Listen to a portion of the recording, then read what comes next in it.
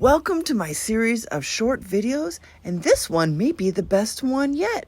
I went to the Museum of Aviation here in Yakima, and I got quite a tour with some wonderful information, and I got to see some miniature models too. We'll check it out. Thanks to Jimmy Jet and Volunteer H for giving all the information. So click your seatbelt, drink a big glass of water, and hold on tight for this nice, slow ride. I'm at the McAllister Museum of Aviation. It hasn't opened yet, but I'm here waiting. You can see the airport here, goes far back that way. We'll check that out. It was a field trip today to the McAllister Museum of Aviation to visit Jimmy Jet. He's another volunteer at the Agriculture Museum. He gave Volunteer H and I a tour. When you first walk into the museum, you can see all the pictures on the wall and the gift shop, and they had quite a bit of great stuff. They even had a lot of miniature planes and helicopters for a really decent price. I think this is like the Agriculture Museum, where this museum is also run by volunteers. And everybody was so nice. We already felt at home. I could volunteer here one day too if I knew anything about planes. The museum is named after Charlie McAllister, and he was a pretty cool dude. He had a flight school here in Yakima that operated for 73 years, which is the oldest running flight school in the Pacific Northwest. Charlie's flight certificate was signed by Orville Wright in 1927, and it was here in this display. I just didn't see it. This was the break room. Look at all these planes up here. And this was just the beginning of a wonderful adventure. This was one example of some nose art that you would find on World War II planes.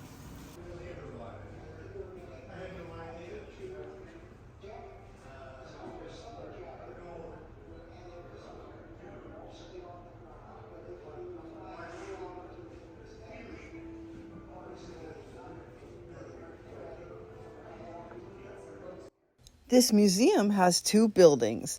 This building here is packed full of so many different things and information. It would take you a really long time to go through this, but I also suggest listening to one of the guides because you'll get way more information than you'll read here.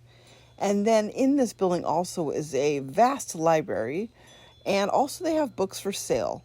In the other building is where we'll go later on, is they have a little bit larger items that have been donated. Nose art came about in World War II when the Southwest Pacific crews really loved their planes. They named them and wanted to adorn them with the art and often put them at the front of the plane. McAllister Museum of Aviation is located in Yakima, Washington, right off of 16th Street and right next to the airport.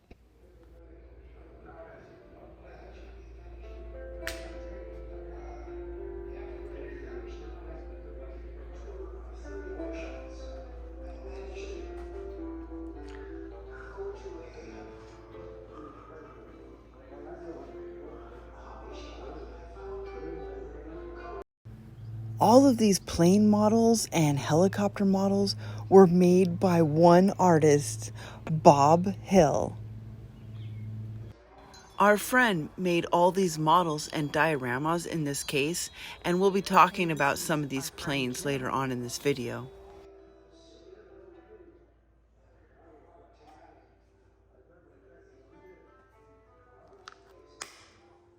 Woo! Oh, look at this. Look at this one with the elk or the moose antlers. Is that what that is? Oh, yeah.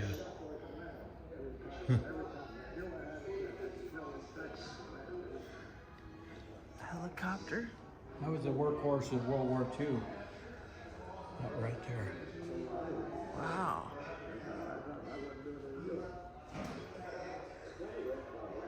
Man, this is amazing.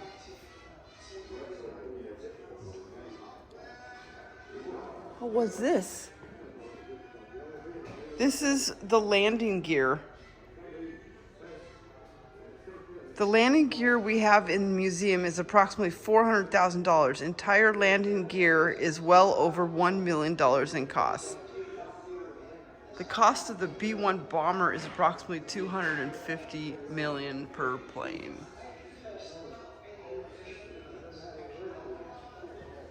Wow.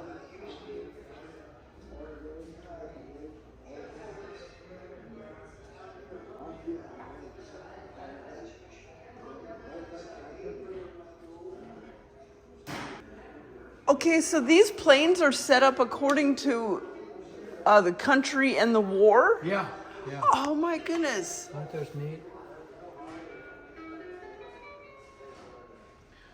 I mean, some of these are so detailed.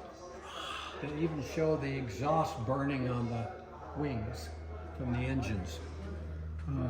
See if I can find. Well, here, see that one? See that? Yeah. That's the exhaust from the engine.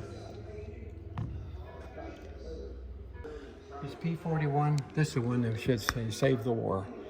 Because it was able to fly with the big bombers for support, where the rest of the airplane wouldn't carry enough fuel. And this one had drop tanks so they could carry enough fuel to go to Germany and back. Wow. But towards the first part of the war, none of these planes were able to follow the airplanes, the bombers, all the way. And that's why we lost so many of them. Wow. They didn't have any protection. Not. There's very few of these airplanes left. After the war, they scrapped them all, what was left. Wow. He is a huge collector of stuff, war related. You could buy a new 51 for $51,000, which is chicken feed. This is the first 51. See the difference in the canopy? This one compared to the bubble. Instead of a bubble canopy. yeah, the canopy So bubble the pilot there. can see more. This one they were pretty well restricted. Wow. And the wing design was different. The first, a French rotary engine, the pistons actually turned around the crankshaft instead of where the crankshaft turned and the pistons, would fall through. So here's the first one. This is the big one. 28 cylinders. It's back there in this room. We'll go look at it. Oh yeah. That's the biggest radio they ever built. 3,500 horsepower. This first Goose had, I think 8? Yeah. 8 of those heavy engines on it. Had Yeah. 8 of these And then engines. they were going to carry like 300 troops. Lost one of the B-17.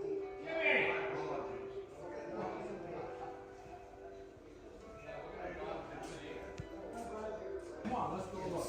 Okay.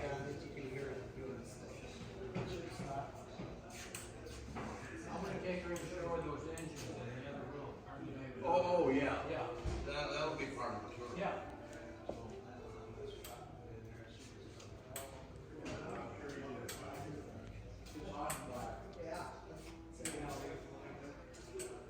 Well, now that you've seen the museum.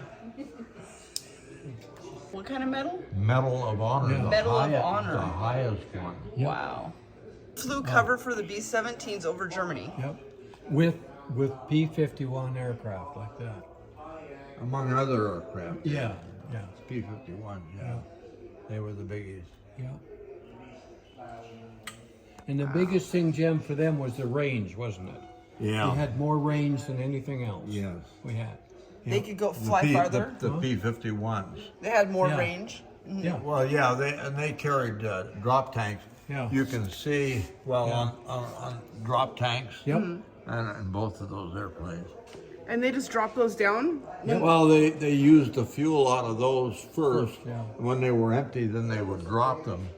Do people still find these tanks today? Oh, I don't know, probably. Yeah. But they're probably fuel tanks at their farms now. Yeah. I think the farmers used a lot of them. Now, did these were they used in other wars, like maybe the Korean War? Yes, as a matter of fact, the P-51 Mustangs. Yep. And Yeah. they were also were they used in Vietnam? No. Probably not. They were getting pretty old. Yeah. Well, I learned about drop tanks today. Oh, Yeah. they did. Yeah. And then tell her about the engines on these. When they first came out, they had Ellison engines. Yeah. right? which was a great engine, but they weren't capable of high altitude, right? Yeah. So the British offered, I don't know if they offered it or how the deal was. I but don't remember either. They put a Merlin engine, A British building. yeah, British engine, which was built by Packard here in the United States. Yeah. Yeah. Yeah. And it was much more efficient, much more. I think they had a supercharger on it too, didn't they? Oh, yeah, Yeah. absolutely. So they're able to fly at higher altitudes and more horsepower. Now, what is this plane called? The P-51 Mustang. Okay. One that saved the Great war. airplane. Yeah. Vietnam War. Yeah. Twin Mustang. Yeah. Twin. Oh yeah. Twin Mustang. Right there's two Mustangs put together.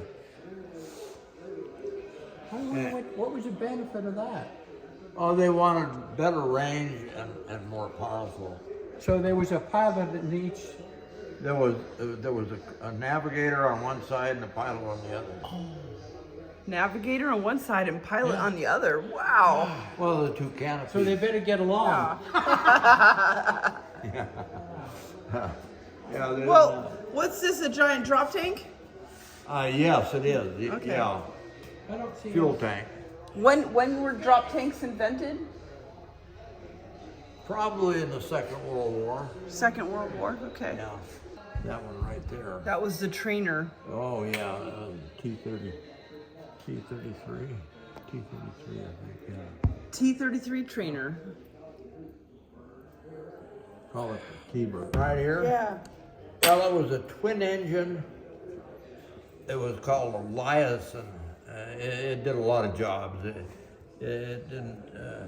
Well, yeah. You know, actually, in the Vietnam War, I think they even made that an Surveillance? aggressive airplane. Was it for surveillance, yeah? Well, primarily, yeah, but it was a twin surveillance? engine. There's an engine in the back of Yeah. that too. Yeah. Oh, I see the back engine now Yeah. that I'm going like that. Yeah. In fact, here's the airplane that I flew when I was first started with the airline, right here. Oh yeah. I'm still having fun with C-130. Yep. There it Is is. that what that is? That is Yeah. right here, C-130. Okay, there it is. Yeah. Oh, wow. That's a big airplane. Well, it used to be a pretty big airplane. Yeah. Now, what's the C stand for? Cargo. And then the 130? Hercules. 130 is the model number of the airplane built by Lockheed. Okay. Yeah. Aviation area is very, very small. Hey, Jim? In flight with 4 engines, how could you synchronize all 4 engines? This thing here would hook it up to the engine and it would start the They engine. would hook it up to the airplane. You see that yellow piping at the top? Yeah. Yeah. That hooked up to that machine, and then that line, that yellow line, hooked up to the airplane, and it furnished hot air, compressed air to start those engines. Yeah. Wow. Isn't that neat? Auxiliary. Auxiliary engine was in the back of the That's plane. exhilarating. Yeah. Props feathered.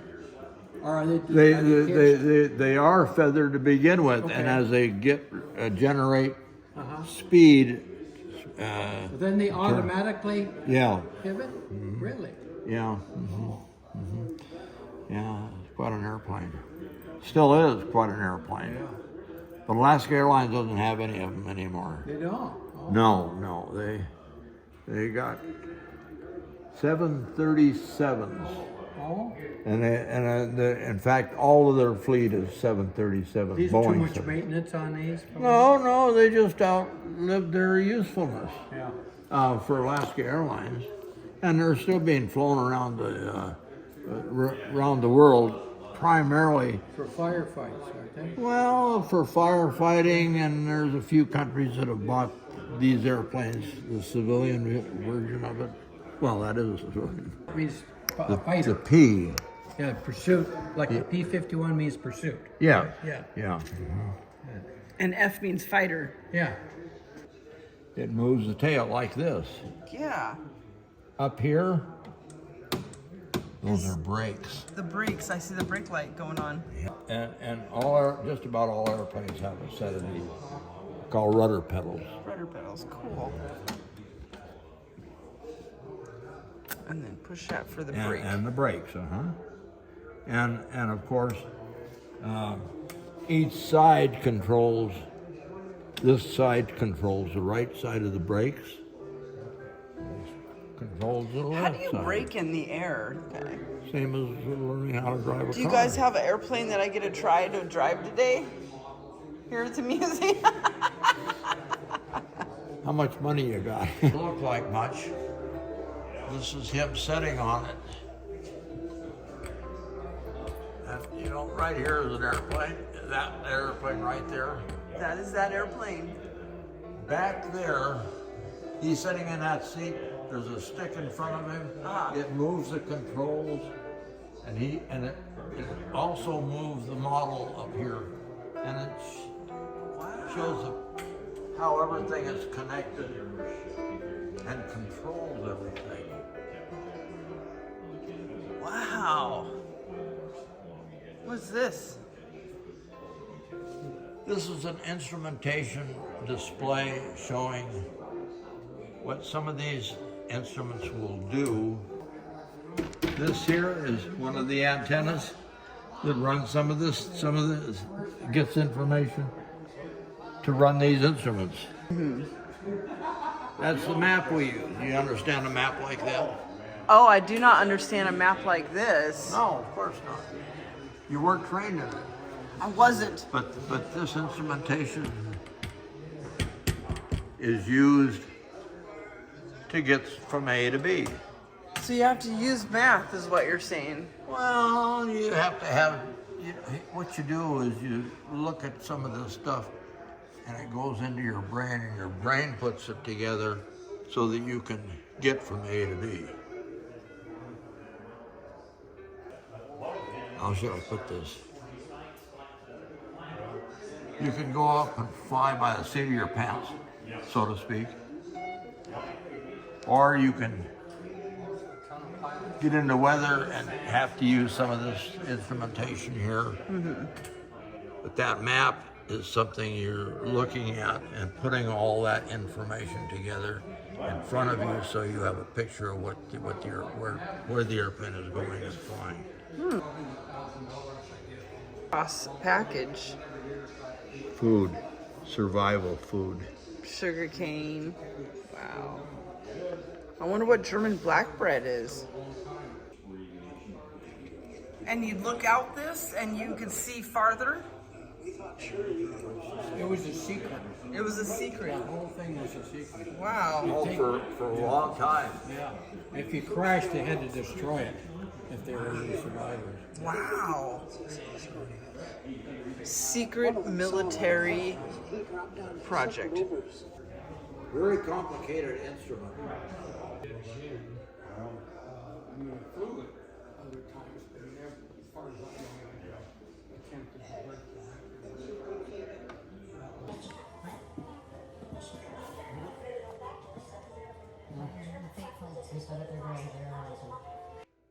Maud Bullen was a female aviation pilot in the 1920s and upward. To get her license, she had to parachute twice from the plane. She was a daredevil, an aviator, a rodeo stunt rider, a singer, a drama coach, and a community leader. There's a wonderful mural of her in Toppenish. She is known as the first Native American woman in Washington State to fly solo. Is your airline cap? Yep. Wow. Yep. And the airplane that I used to fly. Did you get out and take a picture while you were flying? Yeah, but boy, I had to run like hell.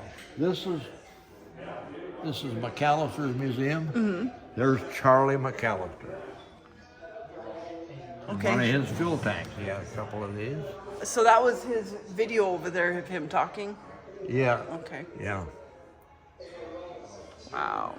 And of course the early days of Aviation. Everything right here. This is a canopy over as a display, and that is from that. The T-33.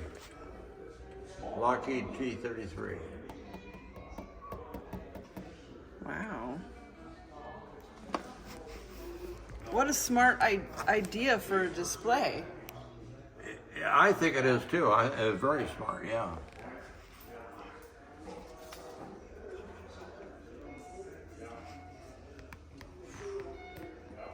Yeah. They have let me into this secret room. Oh, you got a different engine. This fuel tank, They moved that some engine. airplanes. Oh, here it is over here. Oh, There's a drop tank. okay. And it's right here. God, I didn't think they were that big. Some of them are bigger. Yeah. I can't even imagine dropping this damn thing. Well, they eventually did if they were flying long range. Yeah. They burn all the fuel out of that one and drop it and get rid of it because of the drag. Now, there's probably one of the most complicated. Beautiful thing. The Pratt Airplane. Whitney engine. Isn't that beautiful? It's very complicated. Very powerful. Yeah. Let's see. But when it broke down, And the this is airplane a landed. cutaway. So they cut it out here. You can see the cutaway marks. Very good, you passed. Yay! Very complicated reciprocating engine. That's why they invented the jet engine. The corn cob. Because it looks like a big old corn. That's right. All put together it is, yeah. Very complicated engines. Oh my God. This one here is a 10-engine airplane right here. 10 engine airplane. Which one? Yeah, Peter. 6 pushers and a couple of jet engines, yeah. But it's very complicated. Yeah. This is where the propeller goes. There, yeah. The propeller assembly fits into those spines, and those spines give it a tremendous amount of strength. Yeah. God. Wow. Then you wonder what this drives right here. Oil pump? Maybe. Here's the oilers here. That's where the oil comes up and splashes. Here's a, what the hell's that thing?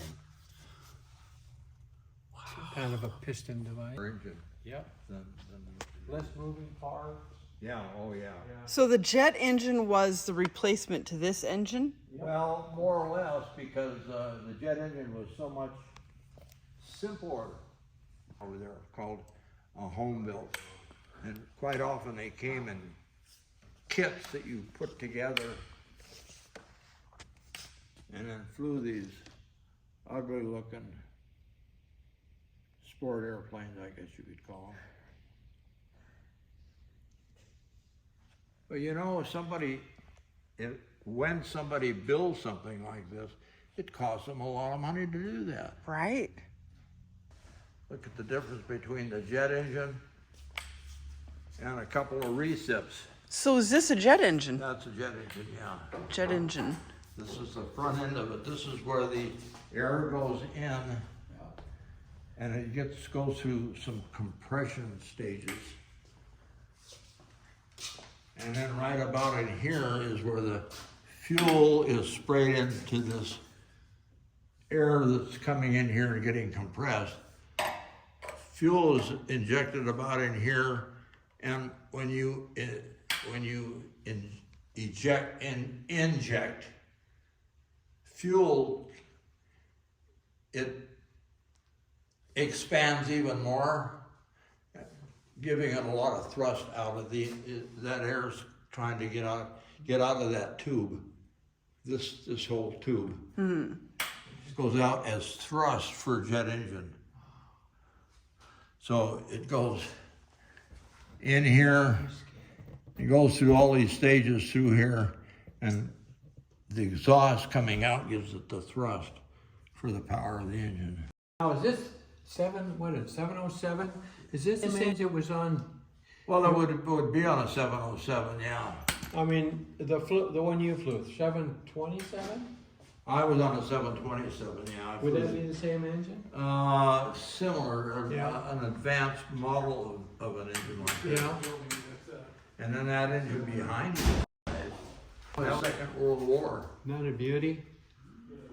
Boeing B-17 Flying Fortress used 4 of these engines. It's called the Wright Cyclone Yeah. R1820 That's a radial cubic inch. engine. Yeah, the R is for radial, and the 1820 is how many cubic inch the engine has. Yeah. Oh, okay. Yeah. And the Wright Cyclone is the company that made this particular, but there were a number of companies all over the world that made engines like this. And that little model there, right there, Shows you how it can works. turn it, yeah, Yeah. that's how it works. They call that one in the center here is called a master rod. And all the pistons run off of that one. Oh, Isn't that something? yeah. Well, you That's a guys good are idea, smart. Whoever made that thing. We'll have to come back again because you guys are too smart. Whoop. I'll have to absorb all this and then next time I'll know what questions to ask. Actually, when this airplane was not being run and sitting on the parking space, Yeah. a lot of the fluids did all Drip down. drip Yep. down to the bottom Yep. cylinders. That's why when they started these engines up, they turned them over a number of Yeah. times before they added gas Yeah. to get the engine actually running. And that was to get rid of the Oil. Yeah. oil that settled down at the bottom and get it circulating around. And So there must be a valve down there to open to get the oil out of the cylinder. well, I'm not aware of it. Yeah. But there might have been. I don't know. The other ones are a lot bigger than this too, aren't they? Oh, yeah. Now, this is a little tiny engine. Oh, there it is, Jim. 727. What those veins are doing is, and this is the tail end of the engine. This is the exhaust. Comes out. This is where it comes down. Yeah. Jimmy Jet told me all about these recip engines and they were so fascinating and the different sizes and the different makes. And I obviously didn't push the right button and didn't record any of that. But that will make you want to come down and see it for yourself. Museums are definitely in need of volunteers and a lot of information is being lost. So check into your local museum and volunteer. Upstairs was a view of the whole Yakima Airport.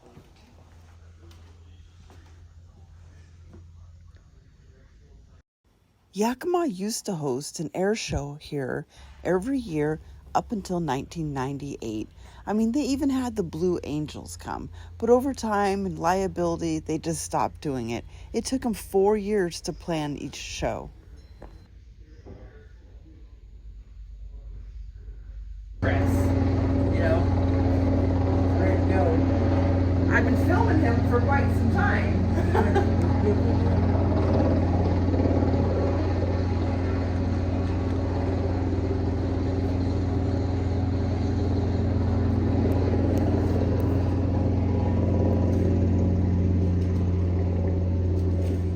There he goes.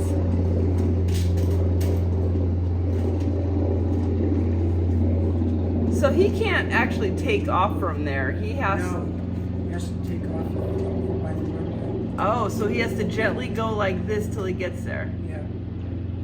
See, because he's got to get clearance once he gets out of the runway to take off. My friends gave me permission to use their voices in my video, and I'm really happy they did. They had so much great information. And they were really excited to share that information with me. Got my hat, I got my merch, and I'm ready to go. McAllister Museum of Aviation was clean, organized, and very descriptive. And admission was just $5. Okay, I've got all my swag from the museum. I've got my aviator hat made out of felt. I got a couple t-shirts. I got this glider for any nephew or niece that may come by and visit. And then you got these, they had these little cast models of planes and helicopters, and it came with a little runway. And so, of course, I got the P-51 Mustang, because that's what I learned about. And yeah, it looks like this has some drop tanks too. Cool. Unclick your seatbelt, drink a big glass of water, and go outside and have a great day. Thanks for watching. I love you. Bye.